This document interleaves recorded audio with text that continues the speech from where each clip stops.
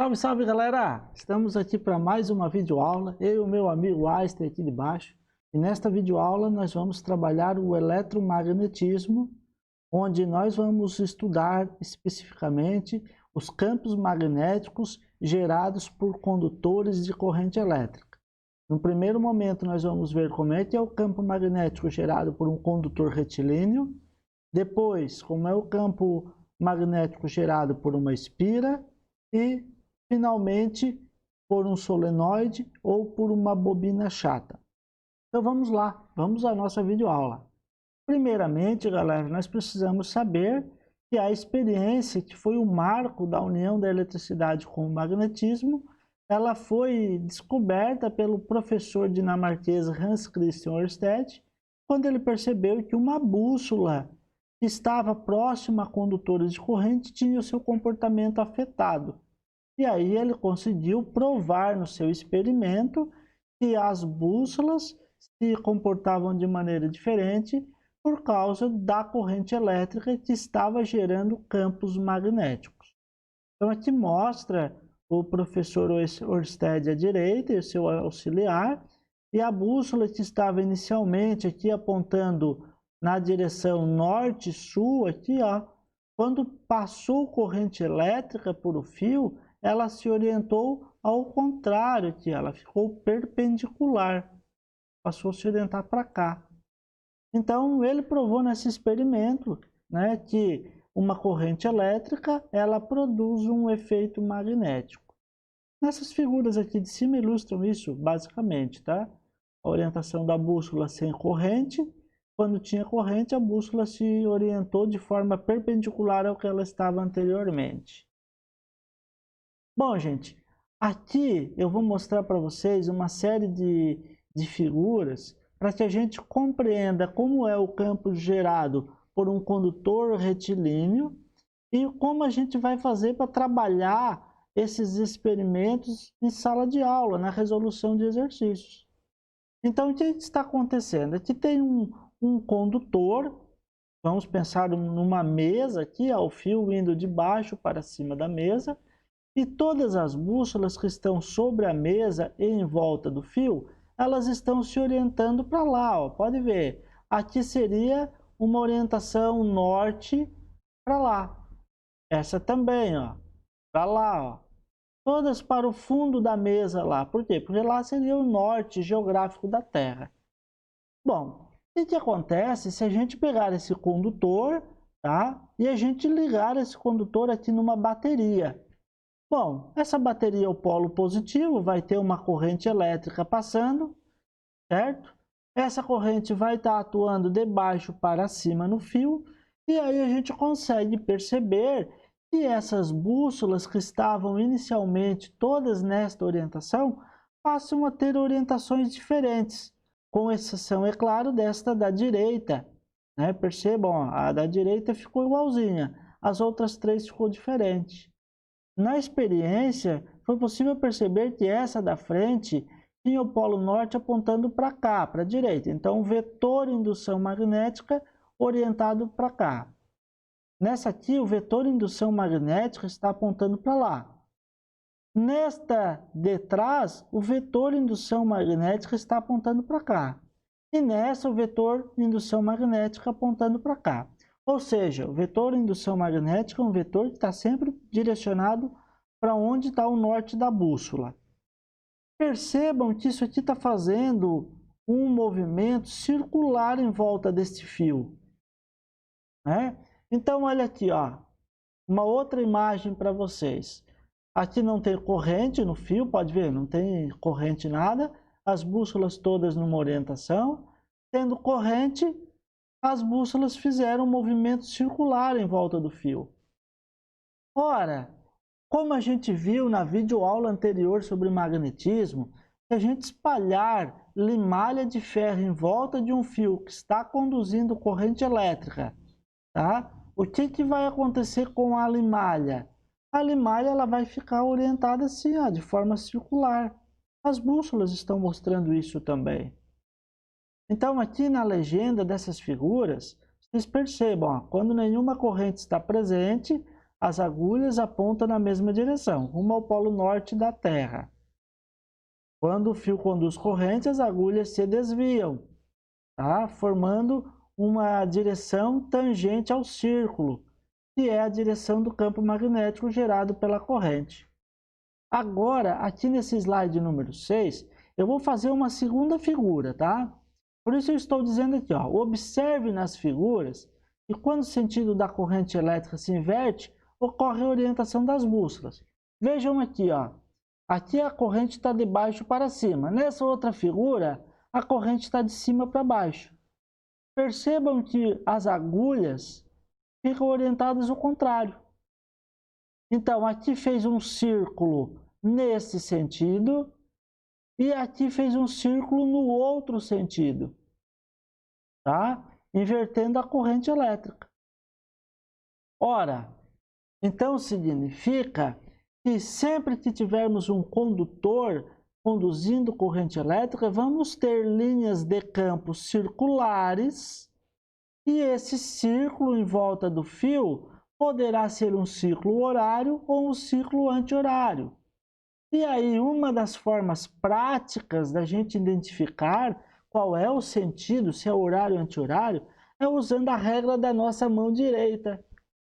De que maneira é esta regra da mão direita? Ora, percebam, você tem aqui, ó, eu estou com a caneta, olha aqui para o videozinho onde eu estou. A caneta, você pega o fio, né, com o polegar apontando no sentido da caneta e a tua mão gira em volta dela. Então percebam que aqui, ó, o polegar está para cima, onde a corrente estava para cima, tá? Então aqui o polegar indicando a corrente e esses dedos aqui estão indicando o giro do campo magnético. Ora, vamos ver aqui, ó, a bússola apontando para cá, a bússola apontando para lá, do lado a bússola apontando para trás e ao fundo a bússola apontando para cá. Como se estivéssemos vendo aqui a nossa bússola em funcionamento. Vejam, gente, se invertermos a corrente, aqui ó, a corrente está ao contrário. Pegue a caneta agora, vira a caneta, a sua mão que estava assim, sua mão fica assim. Os dedos vão fazer o sentido para o outro lado. Olha aqui, ó, corrente apontando no mesmo sentido aqui do polegar. E esses dedos, então, estão girando nesse outro sentido aqui, ó. Tá? Então, o nosso campo magnético, quando a agulha for colocar, a bússola for colocada na frente, atua para cá.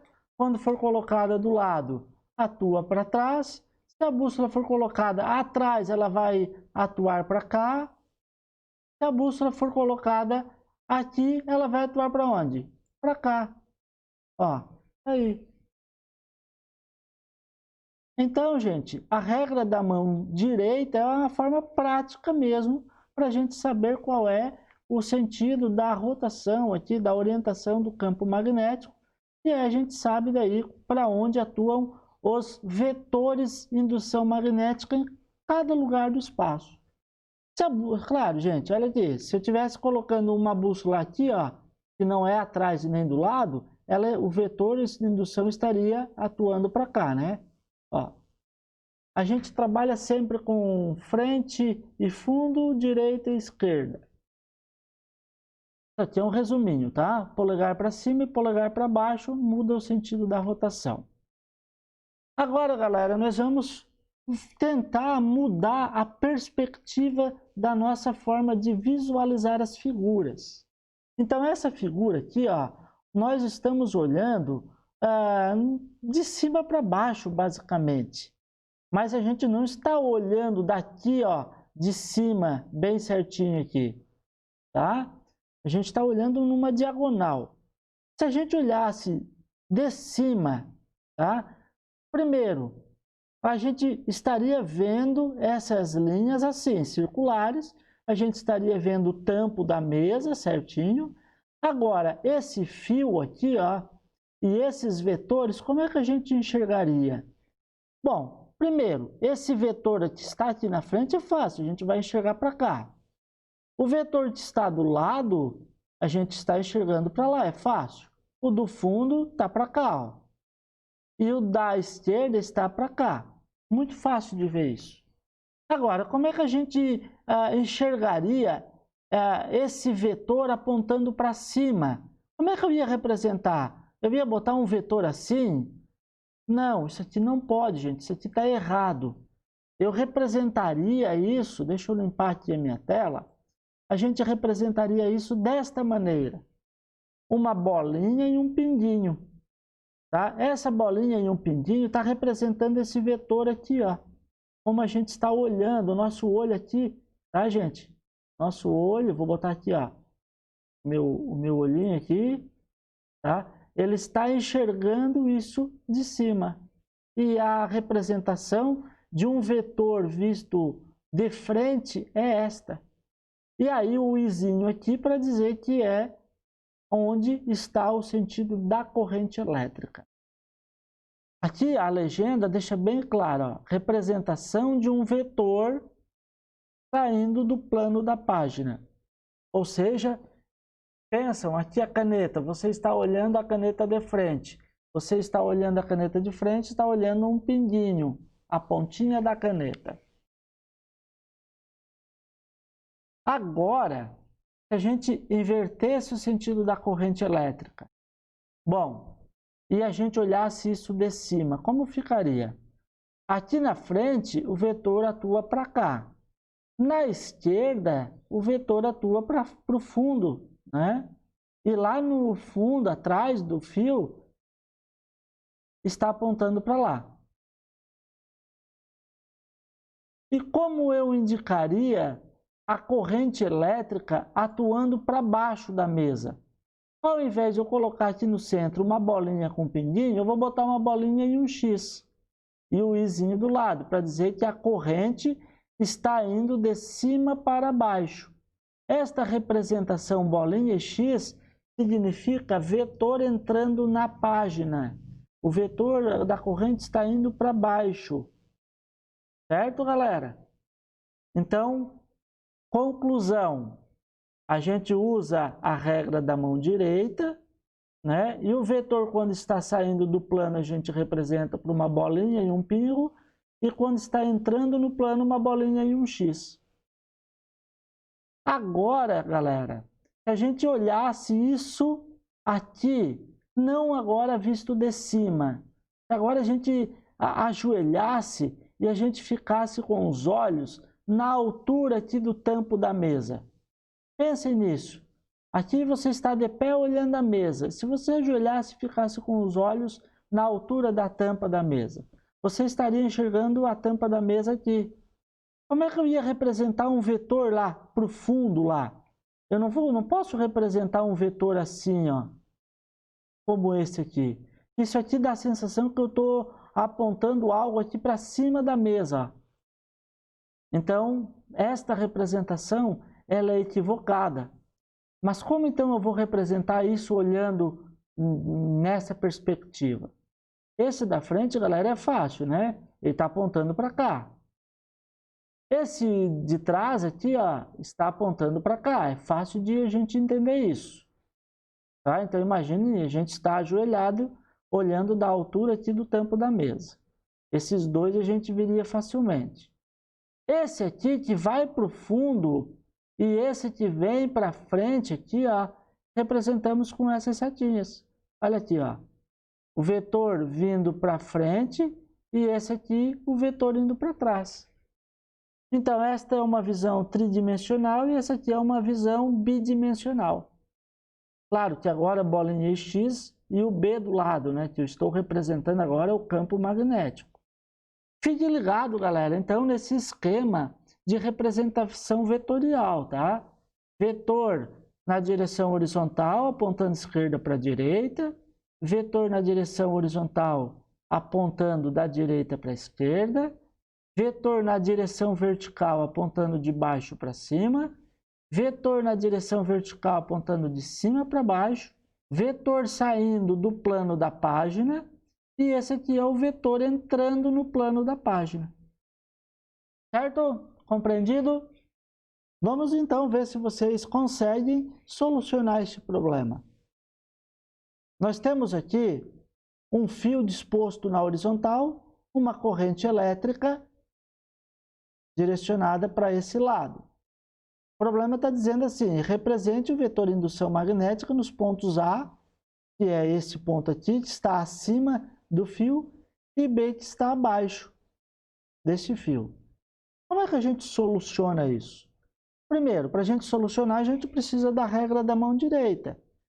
Para a gente representar um vetor que está aqui, é bem simples. Aqui os dedos estão apontando para os meus olhos. Tá? Eu represento uma bolinha e um pininho. Esses dedos aqui estariam apontando para os olhos. E aqui os dedos estão apontando para o fundo. Aí, ó. Esta é a representação do vetor campo magnético no ponto A e essa é a representação do campo magnético no ponto B. Aqui tem um outro exemplo. Imaginem uma página do seu caderno. Aqui uma corrente elétrica representada por uma bolinha em um X, ou seja, a corrente está entrando no plano da página. E 3 pontos para a gente determinar como seria o campo magnético nessas regiões. Então ele está dizendo, represente esses vetores no ponto A, B e C, sabendo que a corrente está entrando na página. Então, gente, para a gente fazer isso, a gente precisa da regra da mão direita. Imaginem, então, que vocês estão pegando o caderno de vocês, que está aqui, né? E vocês estão olhando o caderno de vocês assim, certo? E é o que eu estou mostrando aqui nessa figura do lado. Bom, a corrente está dizendo que o nosso polegar está indo para dentro da página. Olha aqui, ó. O polegar está vindo de cima para dentro da página. E aí forma um movimento circular esses outros dedos aqui, ó. Tá? Nesse sentido aqui.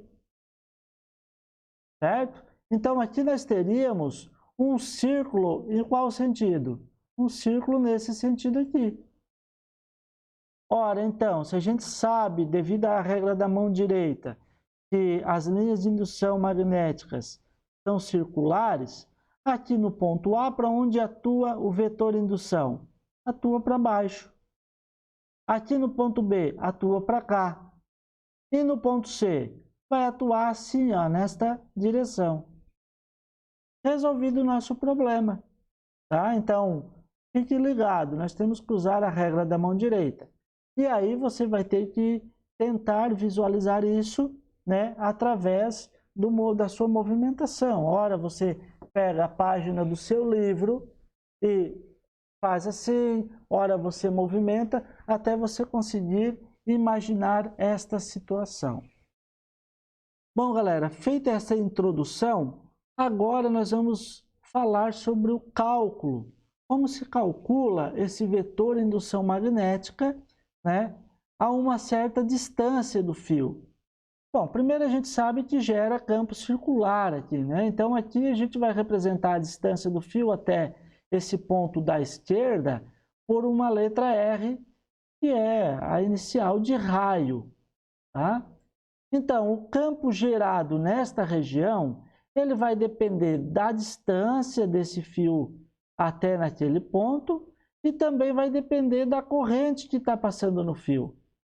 Então, esse valor da corrente e esse valor da distância, eles afetam no valor do campo magnético.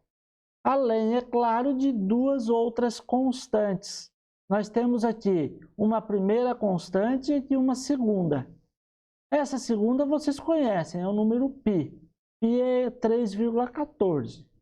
E essa primeira constante está escrita aqui para vocês, o que ela significa. É a constante de permeabilidade magnética do meio.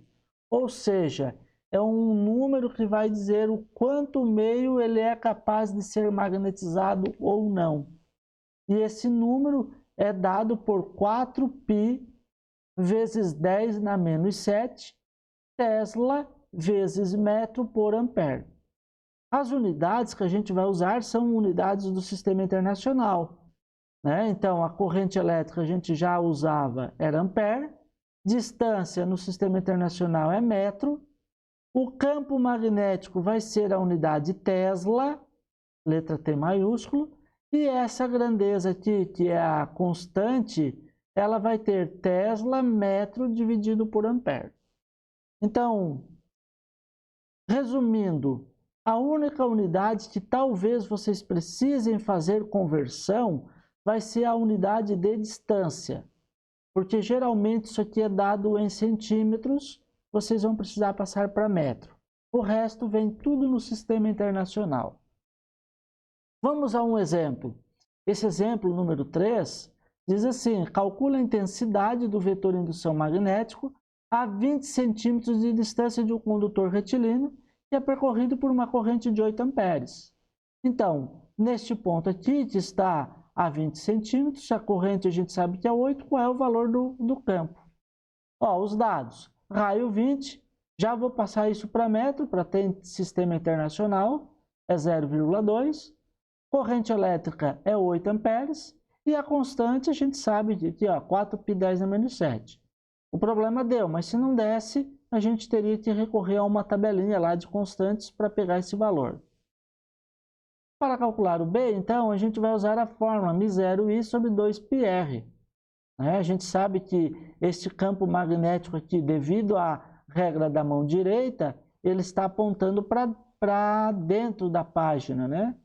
Então, esse fio está na vertical, isso aqui está apontando para dentro da página. Esse valor do campo magnético, então, vai ser dado por μ0, eu olho aqui, a μ0 é 4π10 a menos 7, Tesla metro por ampere, I, que é a corrente, ampere, e R, que é 0,2 metros, 2π é da fórmula. Bom, gente, olha aqui, é bem simples, ó. Primeiro, π e π vai cortar. Metro de cima com metro de baixo vai cortar. Ampere e ampere vai cortar. Só vai sobrar a unidade Tesla. Então, isso aqui já vai ser na unidade Tesla, automático. Tá? E aí basta fazer a multiplicação desses números, né? O 4 vezes 8 é 32, 10 na menos 7 ficou, e o 2 vezes 0,2 que é 0,4. Aqui ainda tinha a unidade, vamos cortar aqui também, ó. Sobrou então 32 dividido por 0,4. 32 dividido por 0,4 é 80. 80, 10 na menos 7. Ou eu posso passar a vírgula para cá, ó. Eu passo a vírgula aqui uma casa e fico com o número 8,0, 10 na menos 6. Então, o campo magnético nesta região do espaço é 8,010 a menos 6, e ele está atuando nesta direção e sentido, representado aqui na figura à esquerda. E agora, galera, nós temos um exemplo que tem 2 fios. O problema diz o seguinte: calcula a intensidade do vetor indução magnética neste ponto P, causado pela ação dos 2 fios ilustrados na figura. Indique a direção e sentido do vetor indução magnética resultante. Poxa, professor, complicou a nossa vida agora com 2. Não, galera, é simples. Nós vamos ver como é o efeito deste fio aqui neste ponto P. Depois nós vamos ver como é o efeito deste outro fio aqui neste ponto P. E ao fim nós vamos analisar esses vetores produzidos por cada um deles e ver se os vetores estão apontando numa mesma direção ou não. Se estiverem apontando para o mesmo lado, a gente soma. Se estiverem apontando para lados opostos, a gente subtrai. Vamos à solução, então, do nosso problema. Os dados que a gente tira da figura é o raio 1 aqui, a distância do fio 1 até o ponto P, 0,2 metros. A corrente I1 é 4, o raio 2 é 0,25 e a corrente I2 é 7 amperes. E a constante que o problema já forneceu. E o objetivo do problema é o vetor indução magnético resultante, representado por BR. Ora, galera, primeiro vamos ver como é que é o caso do fio número 1, tá? Ó, o campo número 1 é um campo circular e a gente sabe que o o círculo seria nesse sentido aqui, devido à regra da mão direita. Logo, esse ponto P está posicionado à direita do fio, o campo magnético está entrando na folha de papel. Tá, galera? O campo produzido pela segunda, a gente sabe que é para fora por quê? Porque o campo produzido, olhando através da regra da mão direita, ele é circular, então gira assim. Só que, como o fio anterior, né, esse ponto estava à direita, esse aqui, o ponto está à esquerda dele. Então, se está à esquerda, aqui o campo número 2 está saindo. Tá? Então, nesse ponto aqui, o campo produzido pelo fio 1 é para dentro e o campo produzido pelo fio 2 é para fora. Logo, se esses dois vetores aqui, ó, eles são contrários, a gente vai ter a resposta do campo resultante, que vai ser a subtração dos valores. Antes, a gente vai fazer o seguinte, a gente vai calcular quanto que é o campo produzido pelo fio número 1. Ora, a fórmula é simples, μ0i sobre 2πr. Constante 4π10 a menos 7, a corrente do primeiro é 4 amperes, e o raio do primeiro, aqui a distância, é 0,2. A gente pode perceber que ampere com ampere pode ser cortado, π com π pode ser cortado, aí esse metro pode ser cortado também. Embora eu tenha colocado aqui na equação abaixo, né? Mas eu posso cortar aqui.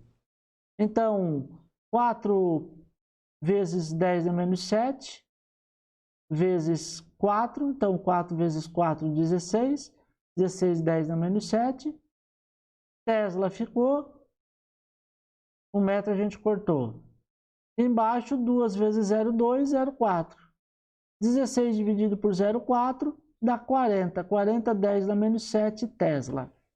Eu poderia ainda colocar esse número assim, ó, 4 vezes 10 elevado na menos 6 Tesla. Porém, galera, eu vou deixar como está aqui, porque depois a gente ajusta no final lá quando acharmos o BR. Vamos calcular agora o campo produzido pelo fio número 2 naquele ponto P. Agora a gente utiliza a corrente e o raio do segundo. Bom, 4π10 na menos 7, que é constante, a corrente 2 é 7 amperes e o raio é 0,25 metros. As unidades a gente vai poder cortar, né? O metro com metro, ampere com ampere. Então aqui eu podia ter cortado anteriormente também. Vai sobrar então para a gente 4 vezes 7, 28, 10 na menos 7. O π aqui eu cortei também. E o 2 vezes 0,25 é 0,5. 28 dividido por 0,5 dá 56. 56 vezes 10 na menos 7 Tesla. Poderia escrever isso também como sendo 5,6 vezes 10 na menos 6 Tesla. Porém, vamos trabalhar com ele escrito ainda desta forma aqui de cima. Retomando então lá no primeiro slide, quando a gente fez a análise, se são vetores opostos, porque isso aqui representam vetores, a gente vai subtrair então. O campo resultante vai ser a subtração dos dois. E eu sei que o campo resultante vai apontar para fora do papel, né? Vai apontar como se fosse o número 2. Por quê? Porque o valor do 2 é maior do que o valor do 1. Então, se você tivesse duas setas, por exemplo, vou desenhar aqui, nada a ver com essas que estão apontando. Uma para a direita e outra para a esquerda, o resultado vai atuar para o lado daquele vetor que é maior. Então, nesse caso, o resultado seria para cá. Aqui é a mesma coisa. Você tem algo que está vindo em direção aos seus olhos, que é esse B2, e algo que está em direção ao papel, que é o B1. Logo, o resultado vai ser nessa direção, porque o B2 é maior. Matematicamente, é só fazer, então, B2 menos B1. Você subtrai esse número desse. 56, 10 na menos 7, menos 40, 10 na menos 7. Fazendo essa subtração, ficamos com 16 vezes 10 na menos 7. E agora, galera, a gente pode pegar esse 16 aqui, passar a vírgula para cá, uma casa, e escrevermos o número como 1,610 na menos 6 Tesla. A resposta, então, o valor do campo magnético é esse, e a orientação do campo magnético é esta aqui, que eu circulo para vocês. Vamos agora ver como é que funciona para um fio enrolado, como esse caso da figura aqui. Um fio enrolado desta forma é chamado de espira circular. A gente sabe que para calcular o campo magnético no centro de uma espira, ele vai ser calculado, né, e determinada a orientação por meio da regra também da mão direita. Se a corrente está sendo percorrida nesta direção, galera, tá? Então, no sentido aqui horário, né? Como seria o campo produzido no centro da espira? Seria um campo para cima. Ora, é só a gente tentar desenhar aqui, ó, a regra da mão direita. Nós teríamos um vetor assim, ó. Então, a regra da mão direita faz com que a gente saiba que o campo magnético produzido no centro da espira está direcionado para cima. Aqui tem uma figurinha que mostra para vocês, né, sobre um outro ângulo, esta imagem, tá? Então, imaginem que vocês estejam pegando esse fio aqui, com o polegar apontando para cá, e a sua mão está girando nesse sentido. Aqui a gente sabe também que esta parte de baixo da espira vai atuar como polo sul e a parte de cima vai atuar como um polo norte, porque as orientações das linhas são essas, elas saem do norte e entram no sul, então seria esse movimento aqui, né? Esta figura mostra para a gente a limalha de ferro colocada aí na espira, olha que bacana. É esta imagem aqui, ó, reproduzida. Essa aqui é uma experiência e aqui está desenhado o que se visualiza, né? Linhas circulares, você percebe aqui, ó, que tem uma linha circular, né? E aqui as linhas não chegam a fechar o círculo, né? Então as linhas fazem aqui, ó. Certo? Olha aí, ó. Então aqui eu poderia ainda traçar uma linha assim, aqui eu posso traçar uma outra linha assim. Então, dois desenhos, a experiência e a representação da experiência. Para calcular o valor do campo no centro da espira, ó, sempre será, tá, gente? No centro, a gente vai usar a fórmula B igual a μ0 I sobre 2πr, onde, novamente, o I é a corrente, o R é o raio da espira, só que a diferença de um condutor retilíneo está aqui, ó. Lá no retilíneo era 2πr. Aqui na espira não tem o π. Não vai aparecer esse π aqui. A forma de resolver é a mesma, tá, gente? Então, olha só. Determine a intensidade do vetor indução magnética no centro de uma espira de 20 centímetros de raio quando ela é percorrida por uma corrente de 12 amperes. Bom, se a corrente está nesse sentido, né, eu sei que a regra da mão direita vai fazer com que tenha esse movimento circular aqui, indo por baixo e saindo por cima. Então, o campo aqui vai ser um campo atuando para cima. Qual o valor desse campo magnético aqui? É o que o problema vai pedir para calcular. Os dados estão aqui. Vamos lá. μ0 I sobre 2R.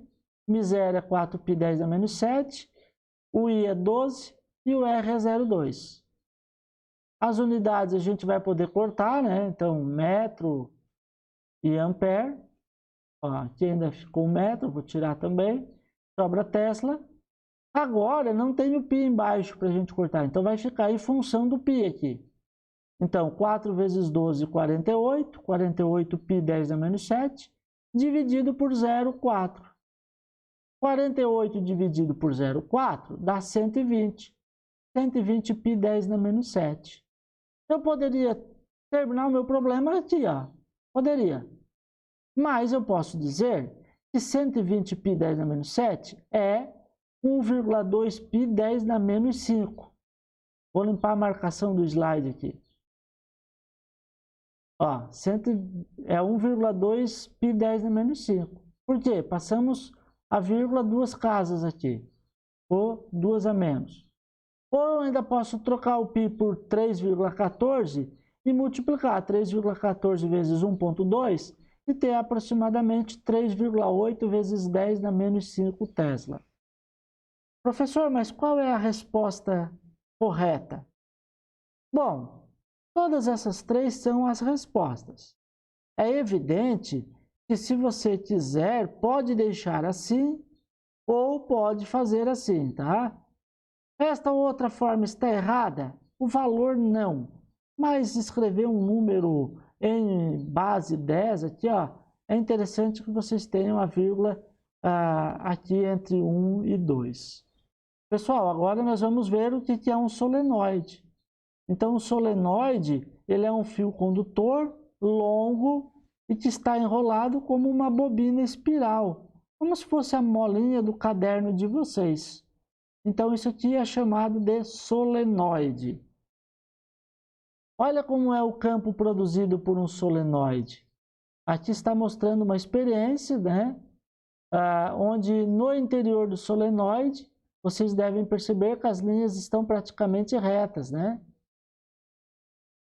Olha ali, ó. Então, aqui está uma figurinha representando.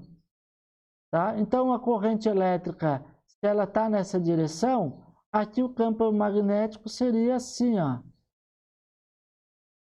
Então, as linhas entrariam dentro do solenoide. Uma outra forma, né, que algumas pessoas usam como uma variação dessa regra da mão direita é, ao invés de pegar o polegar e colocá-lo no sentido da corrente, fazer esses dedos aqui ficar no sentido da corrente. Ó, esses dedos na corrente. Então, é como se você fosse pegar essa mola, passar a mão por cima da mola, e aí o polegar indicaria o sentido do campo magnético. Então, o campo magnético assim. De tal forma também que gera uma polaridade sul e norte, né? Isso a gente sabe porque o campo magnético está no interior apontando para cá. Para a gente calcular esse valor do campo magnético, basta fazer uso desta fórmulazinha aqui. Campo magnético é M0 N vezes I sobre L. Onde esse N, gente, o que é? Esse N é o número de voltas que tem aqui. Eu vou contar 1, 2, 3, 4 e assim sucessivamente. Quanto mais enrolamento tiver, mais forte será o campo magnético. Ah, mas também depende da corrente? Sim, se a corrente for maior, maior será o campo magnético. Ah, mas também depende do comprimento do solenoide? Sim, solenoides maiores geram campos maiores. Então, o campo de um solenoide vai depender dessas três variáveis aqui. Tá? N é o número de enrolamentos, L é o comprimento do solenoide, I é a corrente elétrica e a constante. N dividido por L significa, gente, uma coisa chamada densidade de espiras. Eu poderia pegar, por exemplo, ter um solenoide aqui com mais enrolamentos mais próximos aqui, eu teria mais N no mesmo comprimento, então eu teria uma maior densidade. Tá? Então, só para que vocês saibam que se algum problema falar em densidade de espira, vocês já devem saber que é N dividido por L. Na prática, a gente tem algo bem simples. Um solenoide formado por 120 espiras e ele tem um comprimento de 20 centímetros. Calcule o módulo da indução magnética no interior desse solenoide quando ele for percorrido por uma corrente de 10 amperes. Ora, número de espiras representado por N, comprimento do solenoide representado por L e corrente representado por I. a constante 4π10 a menos 7 e calculamos o B. A forma μ0i vezes n dividido por L. μ0 é 4π10 a menos 7, o n é 120, basta olhar aqui, e a corrente é 10 amperes, basta olhar aqui também. E o L, que é o comprimento, está aqui, 0,2. Eu posso cortar metro com metro, ampere com ampere, vai sobrar 120 vezes 10 vezes 4. Fazendo 120 vezes 10 vezes 4 dá 4.800. Π fica, 10 a menos 7 fica e o 0,2 fica. 4.800 dividido por 0,2 dá 24.000. Π 10 a menos 7. De tal forma que se nós passarmos a vírgula para cá, ficarmos com o número 2,4 π 10 na menos 3. Tá? Aqui a vírgula foi passada 4 casas, diminui então, aqui fica 10 a menos 3. Resolvido o nosso problema, galera. Está aqui o campo magnético gerado pelo solenoide. Se quiserem, vocês podem substituir o π por 3,14 e ter 7,510 na menos 3. Uma bobina chata, o que seria, gente? Seria uma espécie de um solenoide, mas não teria aqui ó, um espacinho entre os dois enrolamentos. Tá? Então, essa é a diferença da bobina chata para o solenoide. A bobina chata é calculada por μ0, n vezes i dividido por 2r. N é o número de enrolamentos, R é o raio da bobina e I é a corrente que está passando por ela. De tal forma que exemplos desse tipo de exercício, basta pegar e fazer uso desta equação matemática. Galera, ficamos por aqui. Espero que vocês tenham gostado desta videoaula. Se gostaram, deixe o seu joinha. Não se esqueça de se inscrever neste canal, que aí você vai receber as notificações de quando entrar um vídeo novo. Um grande abraço, fique com Deus. Tchau, tchau.